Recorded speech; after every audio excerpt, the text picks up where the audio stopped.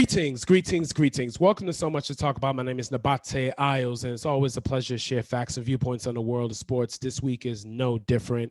Before I introduce my wonderful guest that I'm featuring this week, make sure to check out past episodes of So Much to Talk About on my YouTube channel, which is N as in No, S as in Sam, I as in Indigo World, NSI World, so you can hear past interviews and also hear past commentary I've had on current events in sports.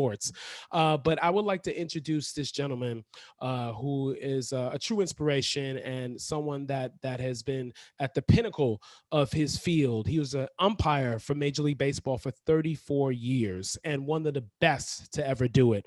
And he was an umpire for 5 World Series, 5 ALCSs, American League Championship Series, 10 Division Series, and 3 All-Star games. So that shows the trust that Major League Baseball had for him to to umpire major games. And this gentleman has also gone through tragedy as well, which I'm going to have him talk about.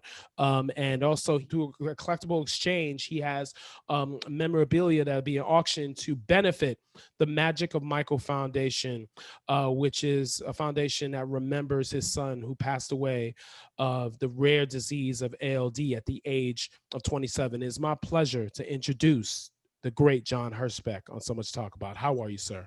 Good, Nabaté. Thanks. And thanks for that great introduction. I appreciate it. It's nice to be with you. Oh, no, it's a pleasure to be with you. And tragedy, it's tough because I'm an only child and my father is still alive, still healthy. And I'm not a father yet, but I remember my father would say he can't imagine what would happen if he lost a son. And I can't imagine what that would feel like. But please talk about how that tragedy of losing Michael at age 27 and also having your other son, John, at 7 years old, experienced that disease as well. It's a rare disease. Talk about how you've been able to put the message out there to turn tragedy and be able to help talk about it and be open about it and encourage people as well. Well, Nabaté, when people ask me or they say, how do you go on? How do you do that? It is every parent's worst nightmare. None of us, you become a new parent and you think, my God, if something ever happened to my children.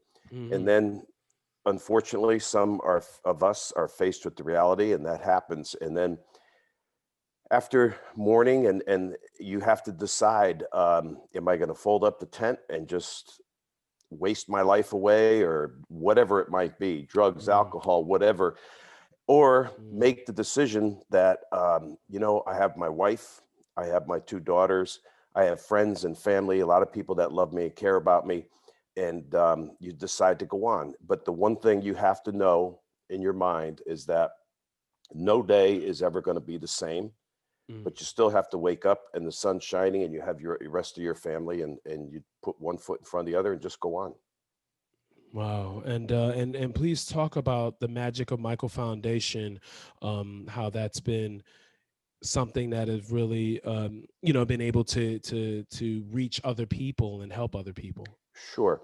When Michael passed away in April of 2014, friends of his came up to us and they said, well, we want to do a golf tournament, something in honor of Michael, to keep his legacy alive. From that, it went on to a dinner, and Joe Torre was one of our first guests. And it turned into an all-day golf outing, dinner and auction, things that night.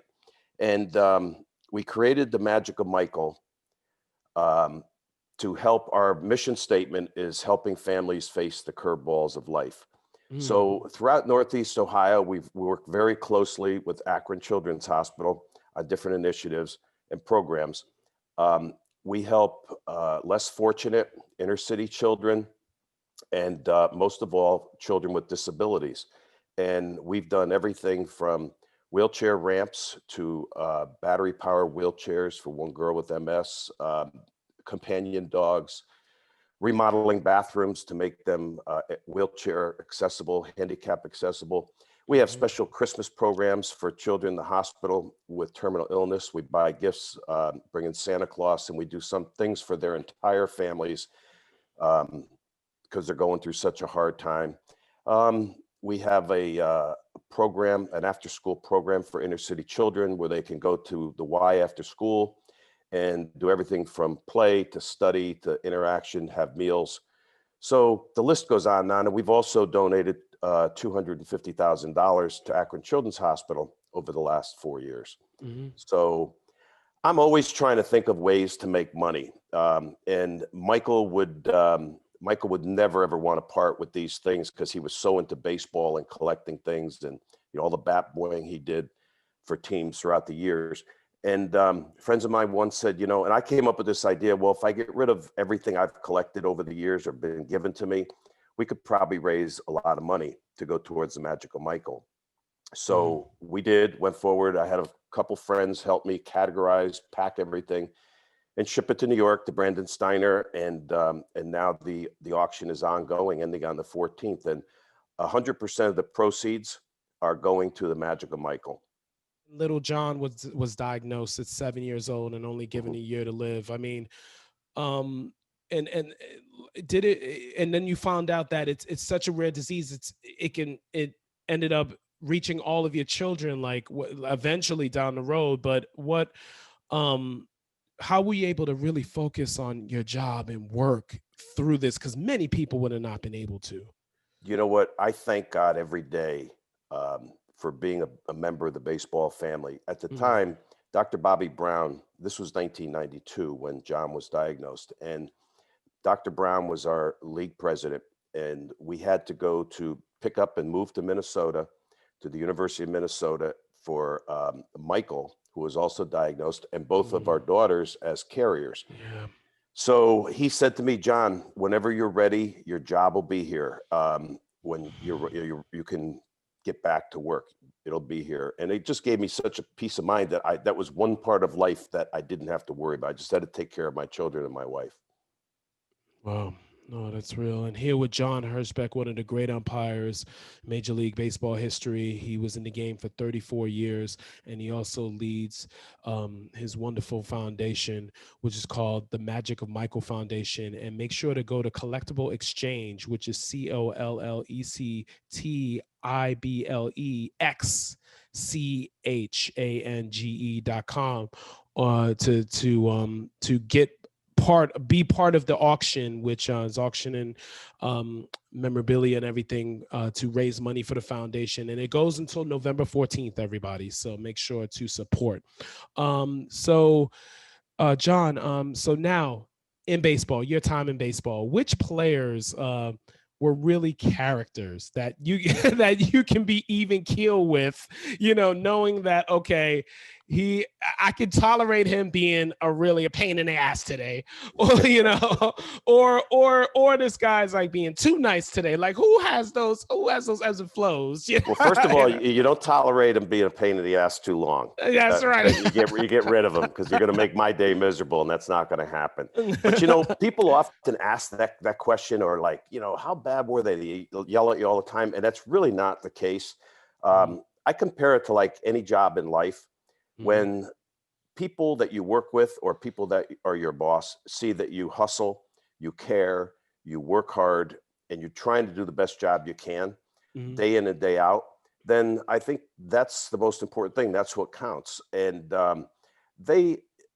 if somebody got out of line, you step in, you show them that, okay, I'm not going to tolerate this. I'm here to do a job. And basically they leave you alone for the most part, or things happen. I mean, I've had good guys that I'm very close to where you have to throw them out. It's just part of the game. Once you put that uniform on and they have theirs, but nothing like Lou Piniella was famous for, I never had a situation with Lou, but he would have, somebody on the crew I was on, he'd come out the next day and go, boys, what was I something yesterday or what an ass I was, and today was a new day. Very professional. So it's really not that bad. It really wasn't. Wow. No doubt about it. And now I wanted to, you've had, you had the incident with Roberto Alomar, but talk about how inspirational it is that you two are like, I hear that you're still in touch with each other to this day. Am I right? Like, Just last week, a gentleman that's doing an autobiography, Robbie's doing an autobiography, and the guy that's helping him write the book went through the magic of Michael. Our daughter Erin is the president of it, non-paid. And he said, hey, can you hook me up? Can I get a hold of your dad? So he called me last week and interviewed me about my relationship with Robbie and everything. And I talked honestly, and the same thing I said when reporters called me a lot when he was going to get in the Hall of Fame. And the bottom line is, I've said this for years and years now. If that's the worst thing that Robbie ever does in his life, he'll have led a very good life. You know, it was one of those things that he wishes he didn't do it. I wish the pitch was a little bit outside or a lot outside. Who knows? Who cares? But if I had said ball 4, but that's not life. Things happen unintentionally, whatever, but things happen. And the most important thing is that we learn and become better for it and move on. And I'll tell you, so for the people that are watching, what happened was a couple of years later, he was with Baltimore at the time. A couple of years later, my son Michael comes down the hallway in the wintertime. He goes, Dad, guess what? Guess who just got traded to the Indians, which is only an hour and 15 minutes from us. And their team, my family's team, you know. He said, Robbie Alomar got traded. And I'm like, oh, geez, of all the teams in baseball, he's got to come, you know, right here in the backyard. But I first worked there in May, and Jack Efta, our clubhouse guy, the Umpires clubhouse person, had been with them all through spring training in the first month of the season. So I got there early that first night. I was working second base. And I said, Jack, now that you've been around Robbie for 2 months, I go, what do you think of him? And he said, John, you know what? He's one of the 2 nicest people I've ever met. I said, really? And he said, yeah, and you're the other. And I kind of went back into where my locker was and sat down. I thought about it. And I said, you know, enough's enough. So I got out to second base that night, and he's playing second. We really never conversed after that. And I said, hey, Robbie, how are you? And he turned around. It was like the floodgates open. My wife happened to go to the game that night, and she said, John, the whole game, I was afraid a ball was going to get hit to him because he was like looking over his shoulder and talking to you the entire game. Wow. And after that, it just, he saw Denise out in the hallway waiting for me to shower and stuff after the game that night, and he gave her a hug. And, you know, he was always good to Michael. You know, in the clubhouse, in the dugout. So we just, you know, things went on, and I have him in my phone. He has me in his, and, you know, once in a while there's an occasion or I need something for an auction or whatever. And we talk. So life goes on.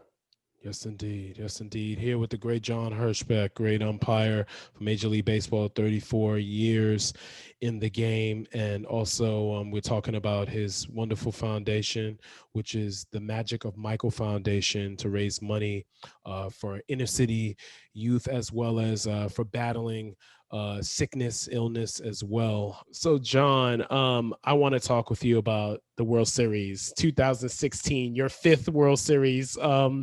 The historic World Series, probably the greatest ever, between the Chicago Cubs and the Cleveland Indians.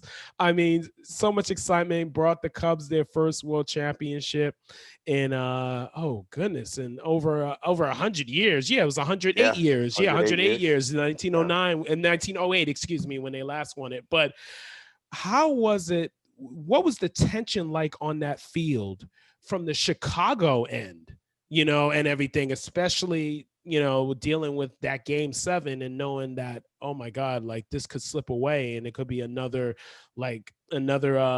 instance of like a black cat or Billy the Goat moment or something like that. But also about the same for the Indians. I mean, it's been years since they won a That's World right. 48. It was Series. 48, the last one. Yeah. So, and you couldn't ask for 2 better cities, 2 better teams, 2 better managers. And you know, Terry Francona is very, very close to our son, was very close to our son, Michael. And, you know, there's a special friendship between he and my family. He's been here also for one of our auctions and dinners. So, you know, but it was a great experience. It was an honor. Every game was, you know, really great. They were great baseball games. And for game 7 to actually go extra innings, it's like the cherry on the cake, you know, it just couldn't have been. But when I drove home early that morning with my wife, and kind of neat after being in the game for 41 years, 7 more in the minors, to be able to get in our car, my wife and I and drive home. Probably didn't get home till 5 a.m, but you know, and then my career was over, and I was glad. People say, do you miss it? And I said, I've never really missed it for a second. 41 years of anything was enough. I'm thankful. Everything I have in life is because of baseball, from meeting my wife to where I live and my children. So I thank God every day for what baseball gave me. But now that I'm done, it's time to go on, and I have a lot of hobbies, and I love being home. I always said baseball makes you appreciate your wife, your kids, and your home, because you're away from them a lot. And now I'm home, so I'm enjoying it. That's right. And talk about the hobbies. Talk about what you're doing and everything to stay relaxed, stay engaged. What are you doing now? Well, I love to work around the house, Mm-hmm. and we've got a bit of property, so I'm busy there. I always loved to hunt, which was perfect because you'd be home in the fall. But my true loves also are fishing and golf. And leaving in March and coming home the end of October, never really got a chance. So I fish all the time, and I'm really, really working at my golf game. My friends would laugh, but I'm improving the last couple of years since I retired. So Wow. I keep busy. I'm always doing something. No naps, no napping, no nothing. I'm busy all day. That's right. That's right. That's right. No nap. Absolutely. You know, No. you got to keep awake and keep engaged. You know? Yep. Keep on going. Yes, that's indeed. So, and John, now I wanted to about umpiring. You have to have a strong. It's like being a boss of many people, you know. But except, you know, you're the boss of the field. The rules are through you and your crew. You know, like Correct. upholding those rules.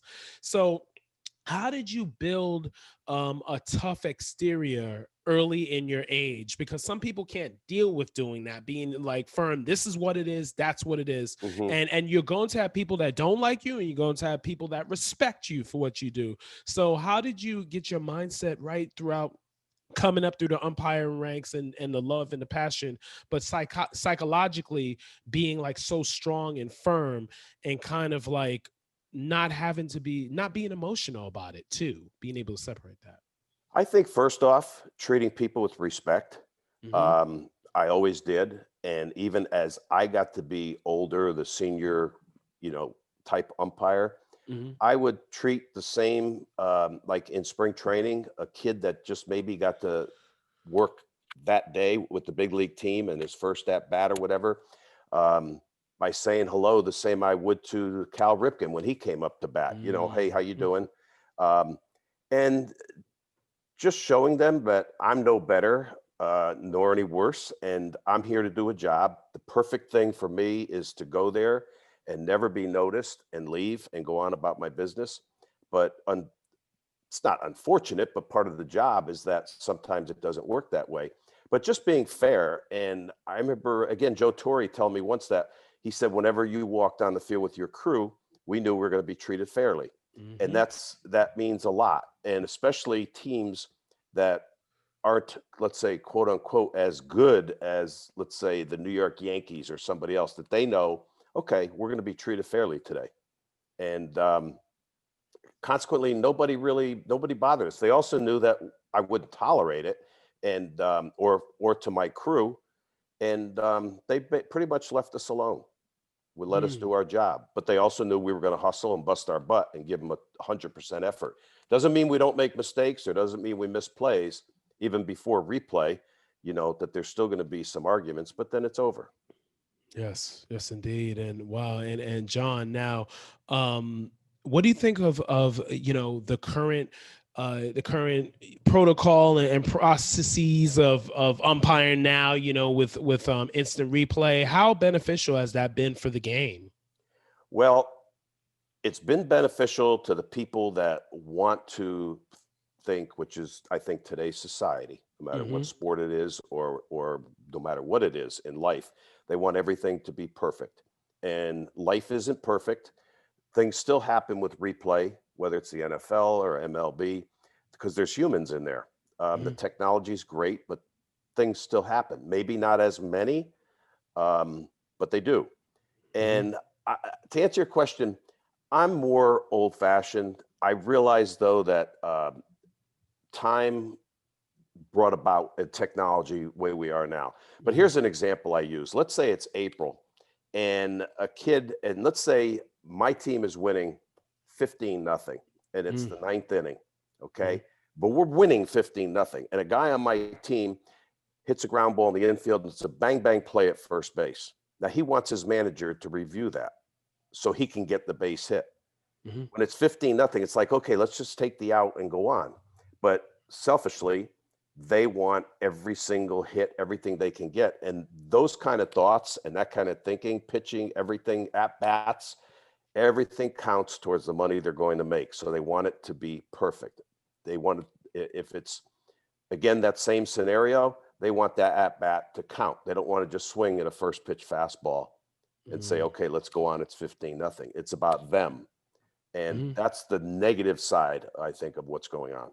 Does that make sense to you? No, that's deep. Absolutely. It should be used for for crucial situations. Yeah. You know, that's how it originally started out. But I said, once they let the cat out of the box, this thing's going on, it's going to keep going and going and going. And, eventually you're going to see the strike zone called by a machine or computer.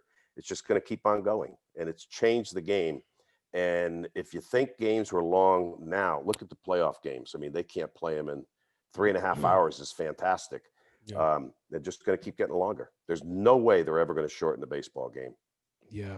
Wow. And what was your take on the Justin Turner situation? Because COVID-19, it of course is the topic of the year, because so many families have been struck in with this, and what Justin Turner did and what Major League Baseball, how they handled it. What was your take of the overall situation? I have to be honest. I watched a few games when good friends were working the plate or whatever, just so I could say, hey, nice game, and know what I was talking about. I did hear, I'm not in the, I did hear about Justin Turner and that, he went out, and it's just, it's too bad that I understand winning a World Series and the excitement and wanted to run out there and be part of it. But he put a lot of people in jeopardy, and a lot of families, and of course, children of those people. So I don't know enough to really comment about it and say right or wrong, good or bad. Well, no, because I mean, like, in my opinion, I just felt like, okay, won the world title. It's been a long run for the Dodgers too, because they won 8 straight divisional titles before they finally did it. Right. Like, kind of like this generation's Atlanta Braves, of the mid '90s, which you were umpire for their only World Series championship in '95. But I just felt that it's you got to set an example to let people know, hey, I'll skip celebrating. I mean, I'll be there in spirit. It's all good. Like, would have been nice. knows, it would have been the thing that you would hope someone would do. It sure would. Yeah. Yeah, absolutely. Thinking about everybody else and not yourself. Right. Absolutely. Absolutely. Yeah. Now, Mo Rivera, you call this save 602. I mean, you umpire, you umpired as 602. Talk about that experience with that class act. I mean, every umpire, the guy was the epitome of class. He was just a good person. And when he came in, he was so dominating. It shows you don't have to throw 100 miles an hour.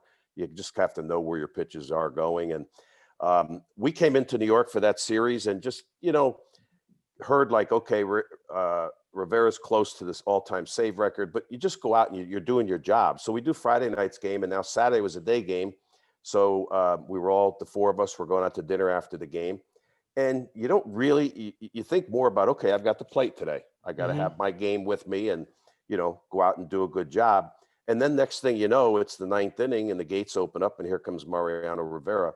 And even then people have to understand, you're so into it, you're so concentrating that it's, when he came in, I can say I really didn't think about it when he came in until after it was over.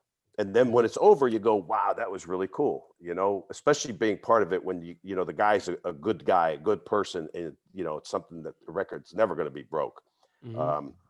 So it was special. It was like Holiday's no-hitter in the playoffs. It got to be the 4th inning, and I thought to myself, really, you look around, you go, wow, they got a lot of people tonight. And then I look out the scoreboard, and it's like Cincinnati has no hits, no big deal. Then after the 5th inning, I said, oh, they don't have any hits. And then you see Halladay sitting down the end of the dugout already. They're starting that, where no one's going down and talking to him. Mm-hmm. And I just kept telling myself, and I tell young umpires too, as the volume goes up in the stadium, Mm-hmm. you have to take your internal volume and turn it down that much. As Right. it gets higher and higher, you have to get lower and lower and just keep doing what you're doing. Don't get in the moment.